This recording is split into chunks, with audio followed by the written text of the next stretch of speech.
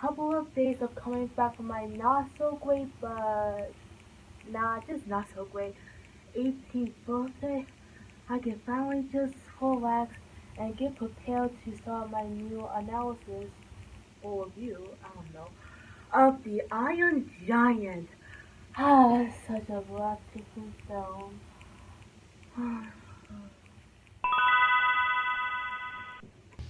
Who could that be?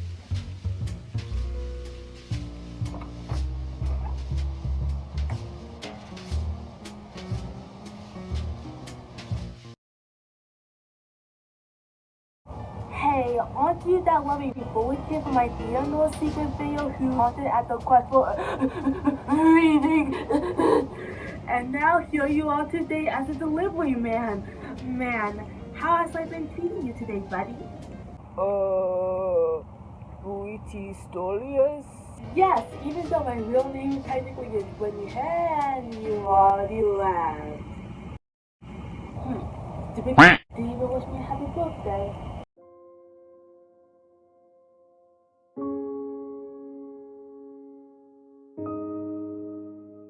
Gotta let go of the past. If we don't, then we can't look to the future. Who would even send me this note that addresses us as we? And who would even send me a note and package like this to me?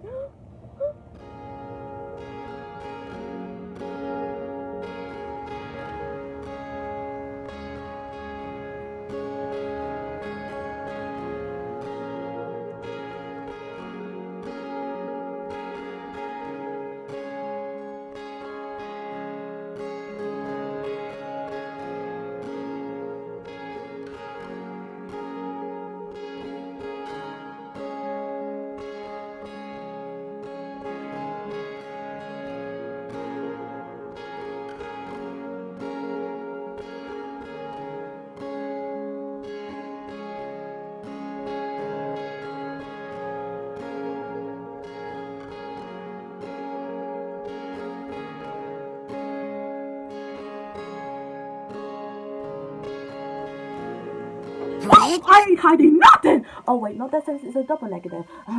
What I meant to say was, Oscar the Owl, you can talk now? Yes, but I can talk now, even if my voice is just your voice, but raspy and pitched up. Oh, okay. But why did you decide to come here at this time? I was about to start analyzing and reviewing the Iron Giant, unless you want to help me with it. The Iron Giant can't wait, my dear Brett. But you see, I flew all across your school to meet up with the psychic from the senior party. You know, the same party where you yelled out, Justin Timberlake! Oh yeah, I remember that party now. And the psychic, if I can remember, she told me that there was something in my past that I need to tackle on, just so I can move on to a seem-to-be brighter future. But I'm sure that whatever the psychic meant has nothing to do with the Chipmunks. I'm sure I stopped writing chipmunk-related content for a year now, but going on this chipmunk diet has really improved my mental health. Don't you think? Well, of course it has its some aspects, Brett, but as your wise owl psychic, I am here to guide you to being the stronger and wiser version of yourself. This is why, during that party, the psychic and I casted a little spell on you that went exactly like this. After the days of Brit's 18th birthday, she will need to challenge her past by analyzing and/or reviewing a full ALVINNN and the Chipmunks episode. And what other episodes than the one you saw that changed your life forever and has shaped you into who you desire to be in the future. Season 4, Episode 1, The Tour.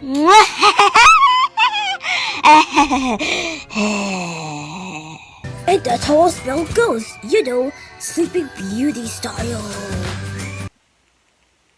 Okay, Oscar. Oh, and I also need to tell you who delivered this magical and mysterious package. Was it Santa Claus?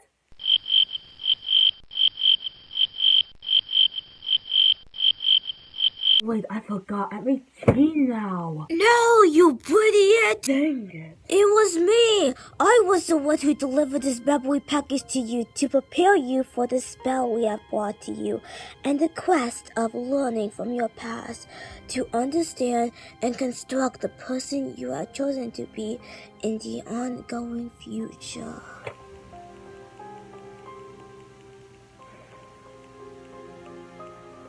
If you and the psychic believe that analyzing and reviewing the toy will help me progress in the future, then I'm ready. But only as long as you stay with me throughout the entirety of this. I promise. What you're doing right now is very brave. You know that, right? Yeah. And besides, why not have a toy be featured in the toy?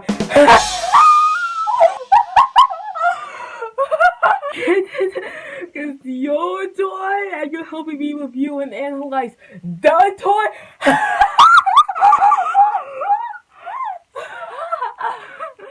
Okay. Let's go, Oscar. Now it is time for me and Oscar Diablo Hi. to analyze and review. I can't believe I'm saying this. Alvin and the Chipmunks. I haven't really said that for a very long time. And please don't come at me if I come. The toy.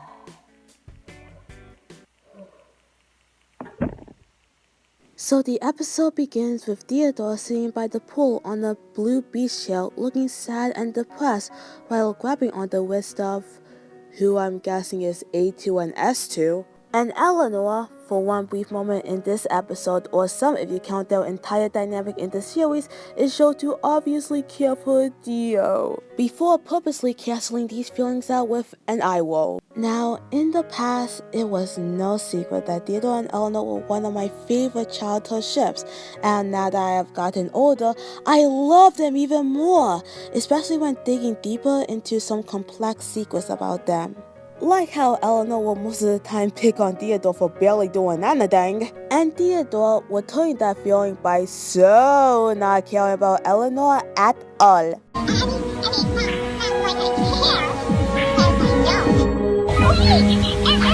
But since this isn't a video about them, we have to put that analysis on hold. But not forever. With Jeanette answering with, Well, it's the 1-year anniversary of losing his look-alike Theodore doll.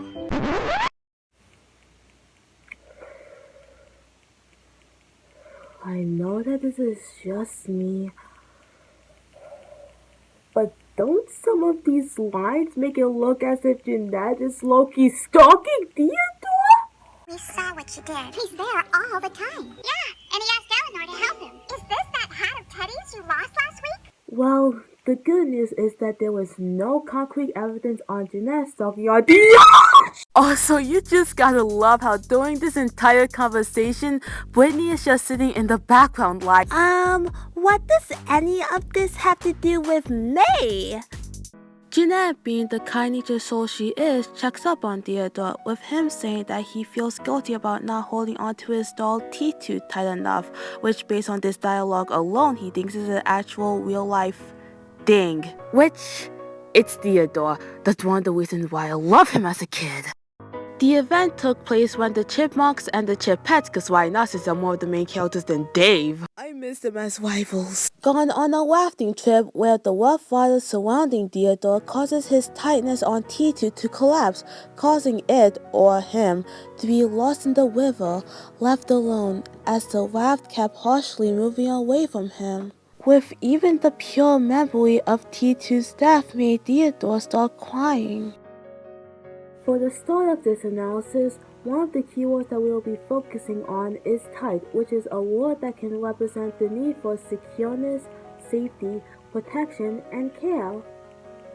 Theodore, at the start of this episode, feels huge amount of guilt that his tight care for T2 wasn't enough to face the rough waters which symbolizes hardships, leaving T2 stranded in what looks like, in his point of view, a wet pile of deceit. So after the poor kid leaves the scene depressed, we get to see Jeanette's expression when seeing Theodore cry.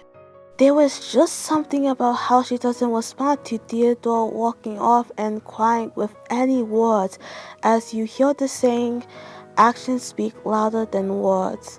There was just this honest and genuine feeling of empathy in the scene alone, especially inside her eyes. Well, the eyes are the windows to the souls. Wait, but Oscar, look at me. You got big eyes. Well, of course I have big eyes. I'm an owl and a TY+. So are your soul windows huge? What? Your soul windows.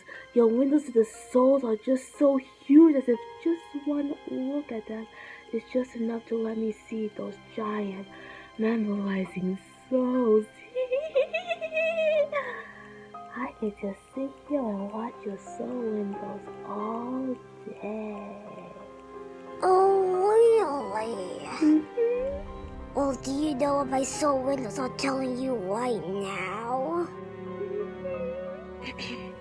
They're telling you to continue analyzing and reviewing the episode.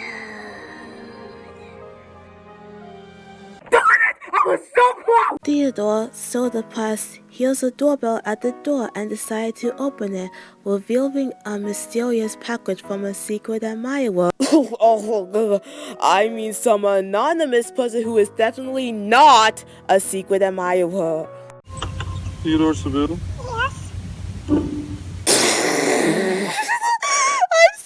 I'm so sorry, but it was just the way that postman just slapped the package on the floor, like. Really? This poor brunette little girl paid me to travel all across the world in a year for this to be the Theodore Seville guy? Man! Don't these words know that I got a family to look after and a wife that I could be delivering all my good goods, if you know what I mean. I need to quit my job. Like, even the look Theodore gave after the postman just slapped the package down is just priceless. And so after that scene is over, well, did I forget to mention that the postman?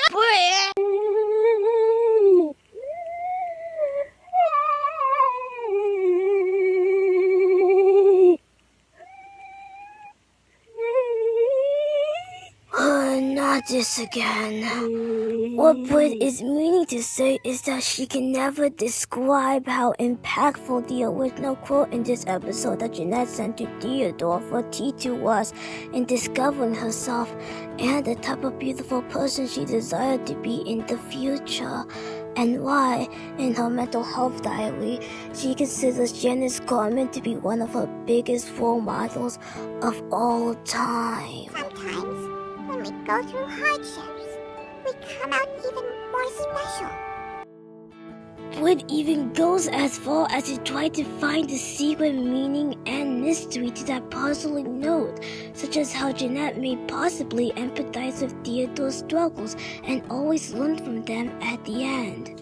Even the Chipmunks, mostly Theodore, are trying to decipher what this mysterious message could mean as well.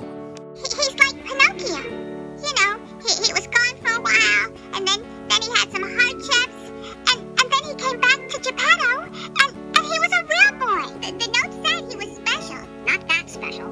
Well, you never know. So, since this is the first time you British storytellers are going to hear my side of the note, since it could honestly mean a lot of things, well, the rough waters in the episode symbolizes the hardships for T2 and Theodore having to come across, as Jeanette internally, if you could not tell by the empathetic look on her face. Let's not forget how she uses the pronouns we instead of I or you, with the pronouns we meaning Theodore and T2, or in this case, Theodore and Jeanette. My thought is that the note has less to do with T2 and more to do with peeking into this special bond that was shared throughout the hardships between the we, being Theodore and Jeanette. That was beautiful, Oscar. Like, throughout all these years, I could never just find the right words to. You just did. Really? Your soul windows, the windows to your soul, they knew just the right words you were looking for. I guess I never realized that. So, do you feel comfortable to move on with the rest of this episode? I'm ready. So after Theodore has a really cute reunion with T2, he decided to rekindle T2 with his fellow brethren in the room.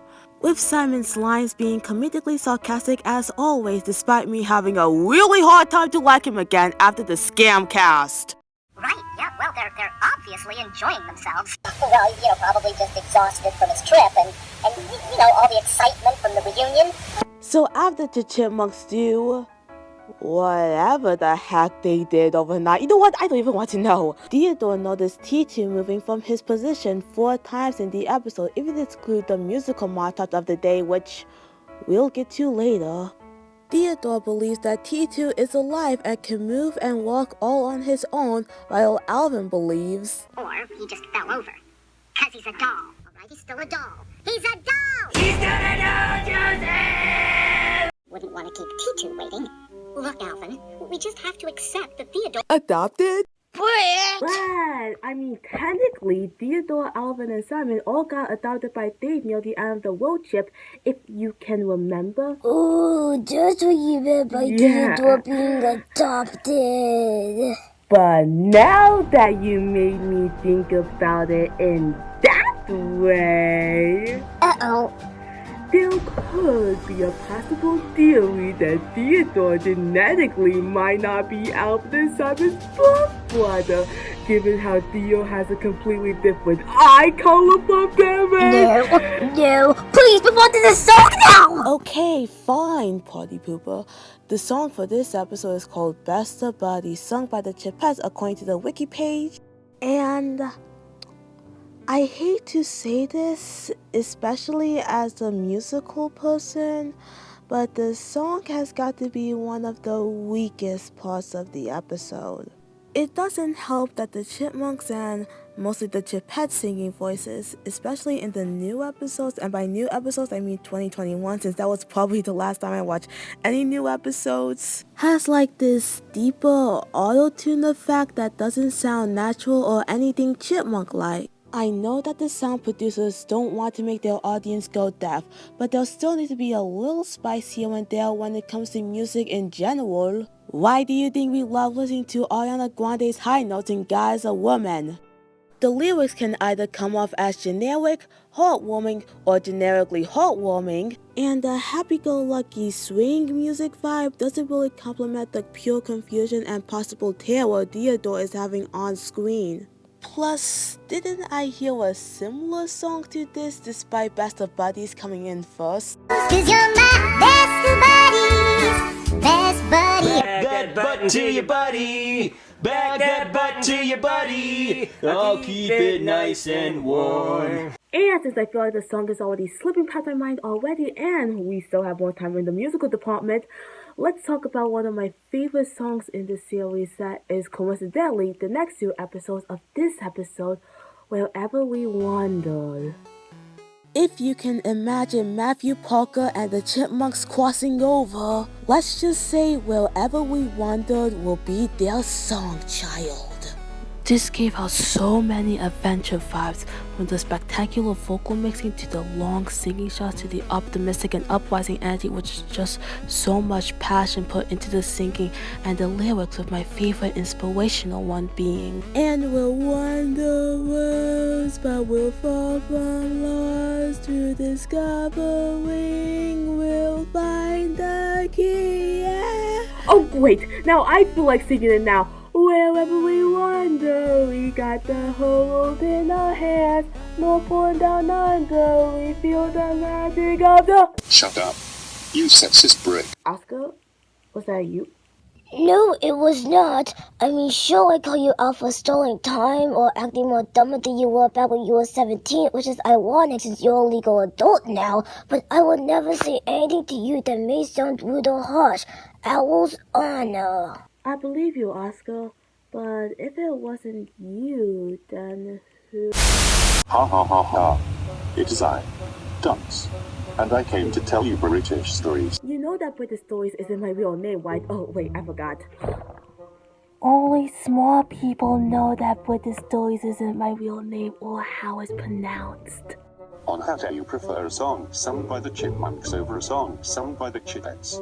You know that the Chipettes are the most bestest singers on the entire show, especially Brittany's singing, since Brittany is the most professional out of the main 6 characters, which is why I love Brittany so much. Aren't you glad he doesn't know your real name? What's so funny about knowing that you have this sexist attitude around the Chipettes, such as in your bad lip-reading parody where you replaced another Chipettes song with I spread my arms and climbed on tables, spread again, then took my... Oh yeah, that video was really fun. Oh, and if you think that's all British stories, I have found your deleted script to a scrap Chipmunk video before the whole misogyny thing where you created the character Brian Mysteries and called him your useless guy counterpart in mockery of the Chipettes' mere existence. Actually, it's pronounced Brian Eastorius. Aha. So you just admitted it. Okay, And but... now, in this video, you're trying to make a comparison to the Chipettes song Best of Buddies to the SML Buck Buddies song. What? What's so funny? You said buddy.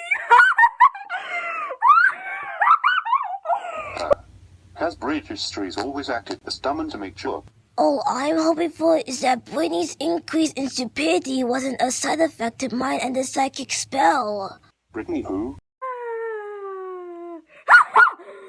Listen here, dunce, if that's even your real name. Actually it is, unfortunately. I'm just that type of person who sees both males and females as equals and will judge certain things based on the content and quality of the stuff rather than have it unfairly be based on their genders. And what can I say? I've always been that goofy little tomboy who despises the term gold bossing, as I respect both genders for what they bring to society, because despite me being a woman, I will never be a feminist. Instead, I would rather be an equalist. Now can you please let Brit move on with her special Chipmunk episode analysis review? Oscar! There. So you have returned to the Chipmunk fanbase, I see. Sort of, and I decided to choose a really great episode for my special, comeback video. Right. So do you mind telling me what great episode you chose for your comeback video? Of course! You remember that episode where the, Brittany, yes, your favorite character Brittany that you love so much, was doing the, stuff at the, place with the stuff. Wait, was it a Chipette-centered episode again? Yes! Because, her sisters, Jeanette and Eleanor, of course, were, also at the stuff place doing the, stuff, except Brittany was doing more of the stuff because she's the lead, of course. But at the end of the episode, they all learned how to do the stuff. Despite Brittany still doing more of the stuff next episode, it's a classic. Brittany doing the stuff at the place with the stuff with Jeanette and Eleanor. Oh my gosh, that's my favorite episode. Really? Yes, how could I almost forget? Get this, my favorite part was when Brittany started doing more of that stuff. No way! My too! Am I the only small one in this video? Well, I better start re-watching the episode of Brittany doing the stuff, milady. Toodaloo. Hope to see you, Never. On with the toy. On with the toy.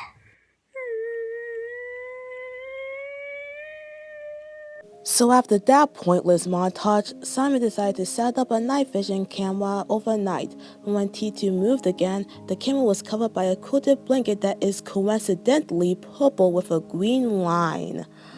Green and purple, green and purple, between and purple. The foreshadowing. That doesn't seem stupid. That seems pretty smart, if you ask me. More of the foreshadowing. But Alvin still believes he's a doll, dude. I mean, cute, looks like you and all that. He's real. You're nuts. But surprise, surprise, Alvin gets terrified by all of T2's mysterious appearances and starts thinking he's alive, which slowly but surely leads to Simon to be freaked out as well, which also leads to Alvin fuel. What? The internet is weird, man. And Alvin to come up with another plan to stay up all night to try to catch their toys coming to life in action. Guys, will you just be quiet? The toys have to think we're asleep. Oh, I can't believe I just said that. Yo, don't worry, Simon. We all have our off days sometimes. Like that day when you said that's not the question! Inside Theodore's dream, we enter to what is personally one, not it, but one of my favorite scenes the episode has to bring, which I still remember first watching this episode like 3 or 4 years ago or so. I was kind of freaked out by seeing T2 come to life like that out of nowhere. But when taking a deeper look at this episode, I can't help but fall in love with the creatively imaginative atmosphere of the bedroom, and the full shot animation is just so majestic. Also, whoever voices this little ducky has one of the most adorablest little voices in the entire universe. I was supposed to wake Theodore. I never said you could wake him up. Yes, you did. No, I didn't. Yes, you did. Big missed opportunity. Have the musical montage of the episode be inside this toy dream world instead of it just having Theodore trying to prove he's not doll, Joseph. Aha.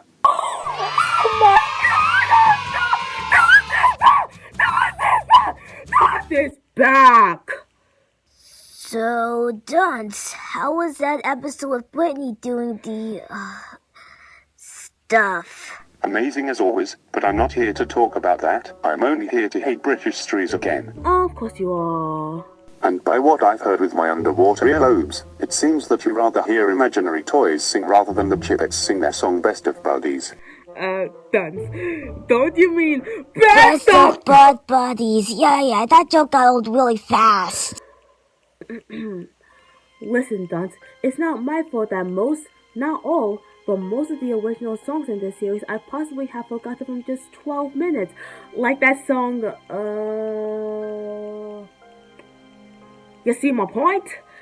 And who said that I wanted to change the song? Listen, I already said all that I need to say about the song, but if you were to shot the musical montage in this imaginative dream world of Theodore and his brother seeing their toys come to life in their very own bedroom, it will suddenly complement Jeanette's wishes at the end by having us explore more of this toy world that seems so magical and mysterious for him. I don't remember all of that happening on the episode where Brittany does the stuff.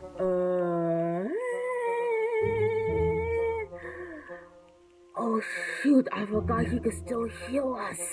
That's because we are doing a double episode of you to celebrate Brittany's, Britistoríes comeback of your second favorite episode, yeah. It all depends. Can you guess the premise of my second favorite episode? Come on, Oscar. It's your turn now. Well, of course everyone knows the episode of Brittany victimizing herself again with forced character development to trick the audience into making her seem more likable than she was originally portrayed as a fun little rival to Alvin. Okay, I'm starting to remember that episode. Did the Chipmunks ever made an appearance? Well, of course they did, but it was just a minor scale cameo and, Theodore barely gets any lines! Yes, I'm starting to remember it now. What was their father's name? Dick Cheney or Dave? Yes, Dave. Did Dave ever appear in the episode? Oh, why would he? It started that Dave is one of the main central characters that made the Chipmunks the aspiring musicians that they are today, and is the self-insert character of Wasp Battiscarian Sr. himself. The Chipmunks are more of the main characters than Dave, to the point where in reality, the show should really be called Alvin and the Chipmunks and the Chipettes, or better yet, the Chipettes and Alvin and the Chipmunks, especially when it comes to this episode, which is your second favorite episode of the entire series. That was exactly what my second favorite episode is about. Man, you two must be mind readers since you keep guessing all my favorite episodes. Perfect! So you better head on and watch that other episode. Oh, I'm already playbacking the episode as we speak. Toodaloo. On with the toy.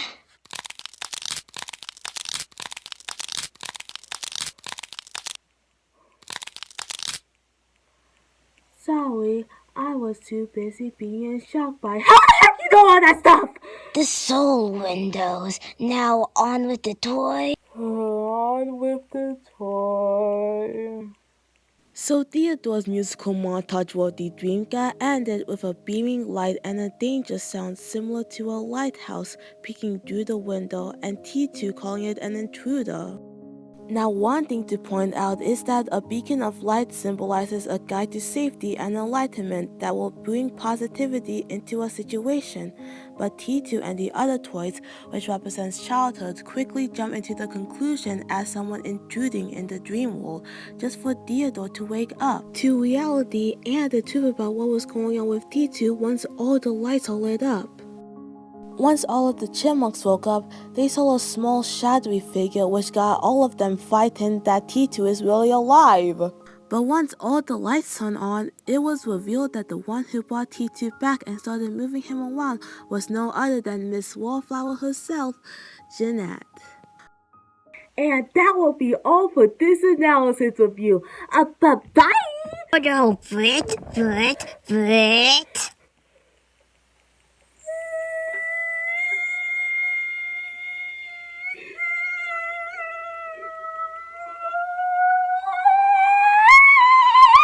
Okay, so first off, I have to give credit for this episode, building this moment up with Jeanette from start to finish. And also, just this subtle interaction over here. What are you doing here? Jeanette is seen turning more towards the opposite direction and hiding either her embarrassment or her true self, which leads to her not saying crying anymore and begin telling her side of the T2 storyline. See, well, Theodore, when you lost your doll, I looked everywhere. Brit! Wow, it was either that reaction or...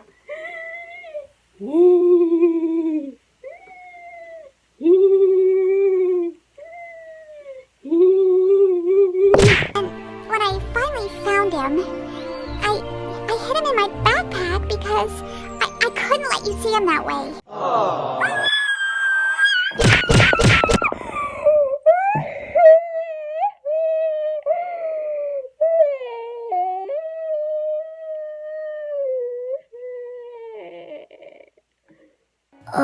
This moment in itself just shows how much of a thoughtful, empathetic, kind, and courageous person Jeanette is deep down.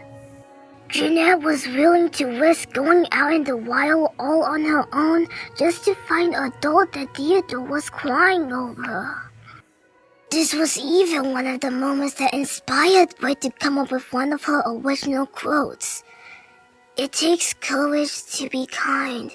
You cannot be kind without having the courage to step up and show your true kindness out there. It's true.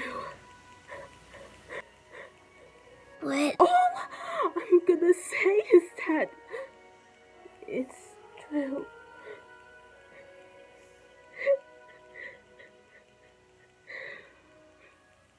Well then, I did a lot of research, and I found the most skilled toy maker who could fix your doll. It took him a whole year to repair it, but when he finished, it was perfect. Almost. hey, I know what can cheer you up, Brit. Guessing where the most skilled toy maker is at. I say China. No, Oscar. Obviously, it's Japan! Because the background is filled with bamboos and cherry blossoms. Also, the stylish robe the student is wearing. 10 out of 10 communal vibes. You all aware that all of East Asia are known for their cherry blossoms, bamboos, and kimonos, plus some of the most popular toy brands such as Barbie and Thomas the Tank Engine were all made in China. Look, even I'm made in China if you look closer to my tag despite it being faded due to you having me for 9 years. Touche. Looks like there's another mystery we have to touch upon this episode. And that's why I love it! China or Japan, write your thoughts below. Anyways, now that I'm feeling a little bit better, I'll continue the video for now with Jeanette pointing out that she needed to return T2 because of the shoelaces being the wrong color, which, hold on. Oh wait, they are. Okay. I should have told you that I was involved, but you see, this way it seemed so much more magical and mysterious. Also, let's not forget that time when Theodore accepted Jeanette's magical powers from the happiest day of her life alongside giving her this invisibility hat. And to quote from the Miss Wallflower Goddess, I know you guys don't believe in magic, but it seems pretty real to me. So really, the most magical aspect out of them all is how similar to the kindness boomerang, if you ever heard of it. All the good acts of kindness we do will return to us at the end of the day. Despite all of us ignoring the fact that Jeanette basically sugarcoated the crime of breaking and entering. But boy, who cares about all of that when it was all in the name of... Thank you.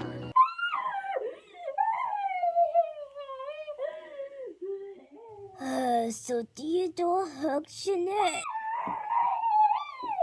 A nice subtle detail is, well, if you look closer to the scene, you can see Theodore's tail moving as a sign of admiration.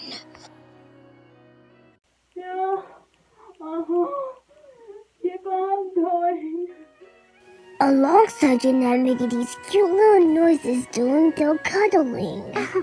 As sad and tragic of a character Jeanette can be, she really did earn the hug, and we think those cute little noises she made are super adorable. Or should I say, Jeanette adorable? Ain't that right, friend? Don't play with my marbles right now, Oscar.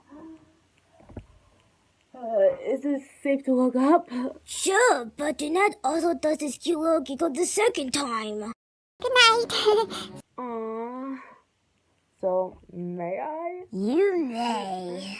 Jeanette wishes them a good night and to sleep tight. Sure, that might just be the generic saying, but returning to the beginning when Theodore says he wishes to hold on to T2 tight enough just for him to hold on to someone else really tight, with both of them receiving really positive reaction from each other, which... After Jeanette, I suppose, fall to her death, Theodore made this face when looking at her, which... Yeah. Alvin stepped on a mariachi squeaky, and while Alvin and Simon claimed it's something they've never seen before, I couldn't help but stare into the adore-struck expression on Theodore's face while walking when staring at T2, and then through presumably the window. Throughout the rest of the night, Theodore could never get rid of that fluttery, smiley expression on his face, even in his sleep, which is just so precious. And after witnessing what I just witnessed, I couldn't help but feel that same exact way. Somebody's in love. Oscar! Why would you say something like that? Because you was thinking it. Yes, it was. So that was the toy, Can and... I leave now? According to my visionary knowledge, it says that the spell the second I have casted on you have not been broken yet. Have not been broken. Have not been broken. Have not been broken. Have not been broken.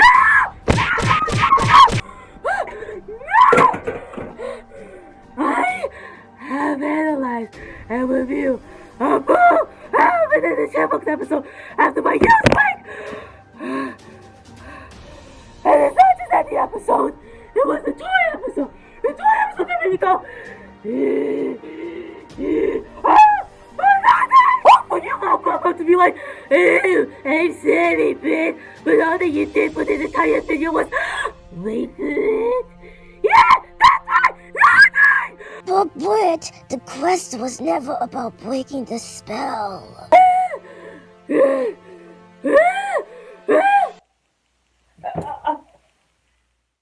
Brit?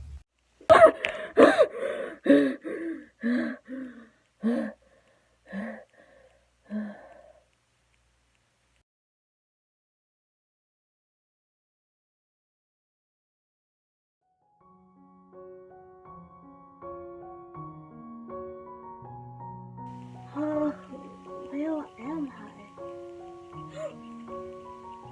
Am I dead?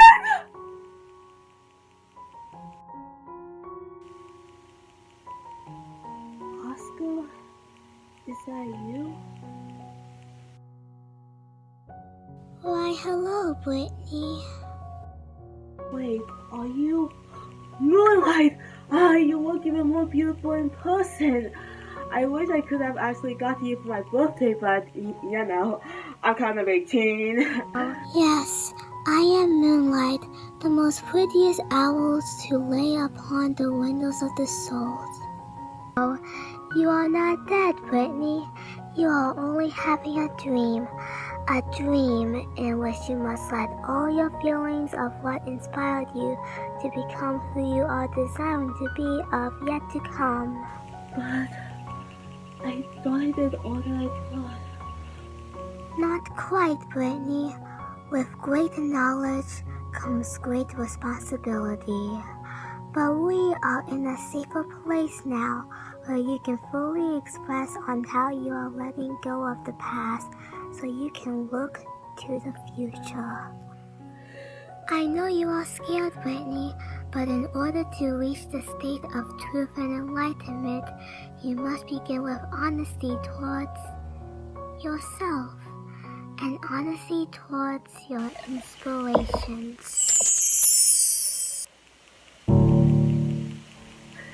Ever since I was in middle school, me and my sister hasn't really been that close as we used to be. And the friends that used to be super nice to me barely knew I existed. I felt so alone during that period of my life. But then, I could never forget the day when I was just casually watching an episode of Harvey Beast called Secret Garden. It was the first time I felt this weird, tingly feeling. Whenever I saw Harvey and Peely on screen, even outside this episode. But now that I've gotten older, when I started to rewatch that episode, all I had to say about it now was, man, that episode was as cheesy as a quesadilla. But still, these feelings still didn't stop with just Harvey and Peely. From one period to the next, I kept on having these questionable experiences as if I had no control over my own body, as I will always need time to pause it just to bounce or pace around the room while falling to the floor and hyperventilating as if my heart was about to escape from my chest. At first, I was trying to make fun of those kind of funny feelings by diagnosing the condition as hypershipatosis. But then, after I saw Theodore and Jeanette, I was beginning to realize that these kind of realities has less to do with the shipping and more to do with my loneliness. If I had to choose an episode from any TV show that changed my life forever, I would choose The Toy. I won't go so far as to call it one of the best episodes I have seen in my entire life, but from the quote that was added in the package, sometimes when we go through hardships, we come out being more special.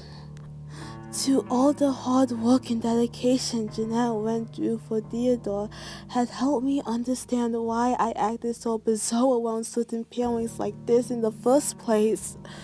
Because I've always desired to have one of those kinds of beautiful bonds. If it wasn't for the Toy and Theodore and Jeanette's friendship, then I would have never become openly artistic or be so interested in studying psychology or be so intrigued in analyzing the deepest of mysteries or have this kind desire to study neurodiversity to anyone and the importance of friendships to anyone who's as lonely as me. As they are one of the things that inspired me to write a neurodiversity story called Glass Bottom Road. Ooh, Glass Bottom Boat. Is the main premise of the story about a glass bottom boat? No, the main premise of Glass Bottom Boat was about the heartwarming and symbolic friendship of rising empathy, just like how the main inspiration I got from the toy wasn't about the toy. It was about how Theodore's hardships and Jeanette's empathy formed together in a tight, never-ending smile fest that developed a friendship, which meant the spell. Farewell, Brittany.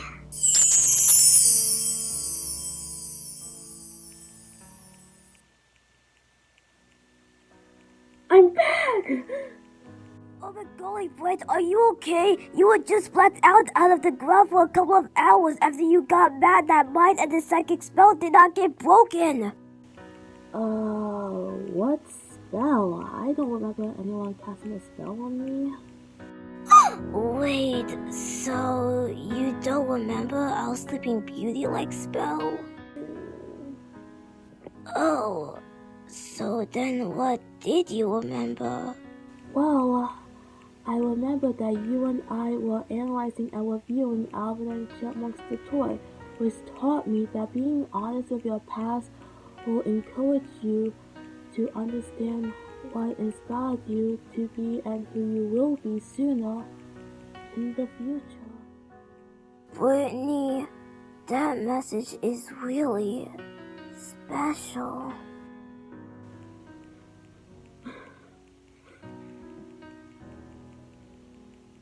Thank you. You're welcome.